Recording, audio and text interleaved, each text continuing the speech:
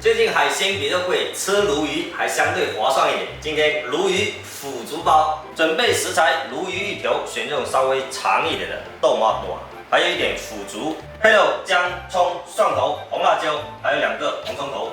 咱们这个腐竹是干的，要剪断比较难，所以先放锅里面蒸3分钟，蒸软它。鲈鱼处理干净，把它切成圈，1厘米左右就可以。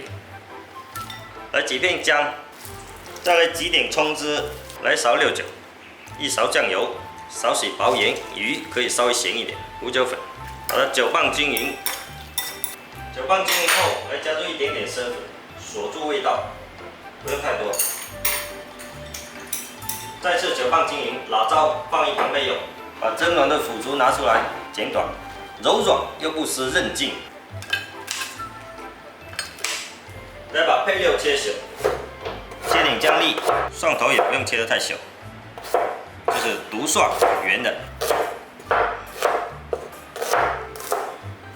葱头、辣椒片搭配颜色。配料切好，拿个碗来调点酱料，1勺酱油，再来1勺蚝油，小半勺香油，加入半勺柱侯酱，小半碗水，调匀化开。腐竹加一点酱香味，吃起来口感更好，更香更下饭。起锅烧油，锅烧热下油，油稍微多一点点，要炸腐竹。油烧热，把腐竹放进去炸一下。腐竹下去之后关小火，因为这油温已经很高了。如果买外面炸好的腐竹，省去这一步。但是自己在家里炸的话，这油是非常的健康新鲜。来奶油烧，炸差不多半分钟就可以了。再把它放到冷水里面浸泡。锅内留少许的油，来把鱼煎一下。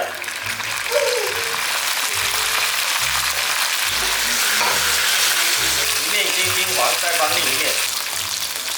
鲈鱼煎至2面金黄，把它倒出来。再重新砂锅烧热下一点点油，把蒜头姜爆香。蒜头姜炒香后下红葱头，一起爆香。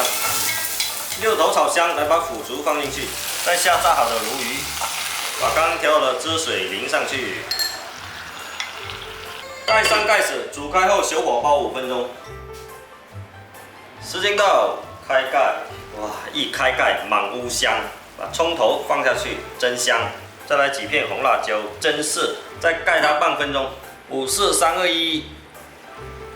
鲈鱼腐竹包非常鲜香开胃又下饭的一道潮汕家常菜。鲈鱼鲜嫩，腐竹香，吸收了这些汤汁的味道，更加的下饭。我冇點嗰啲，佢寫索水